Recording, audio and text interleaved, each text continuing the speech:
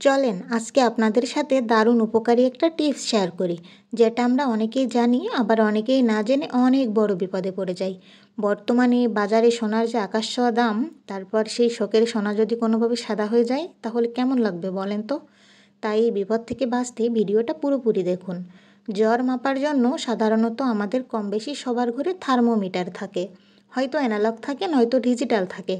তবে সব থার্মোমিটারের ভিতরে কিন্তু পারদ থাকে। থার্মোমিটার যদি কখনো দুর্ঘটনাবশত হাত থেকে পড়ে ভেঙে যায় তাহলে আমরা দ্রুত সেটা পরিষ্কার করার চেষ্টা করি। অনেক সময় হয়তো আমাদের হাতে সোনার আংটি থাকে, কিংবা পরিষ্কার করার পর হাত না ধুয়েই আমরা নাক কান গলা এগুলা স্পর্শ করে ফেলি, যেখানে আমাদের সোনার গয়না থাকতে পারে। আর যদি এমনটা করেন তাহলে কিন্তু সোনার সাথে পারদের বিক্রিয়ায় আপনার সোনাটি সাদা হয়ে যাবে। তাই কখনোই এই ভুলটি করবেন না।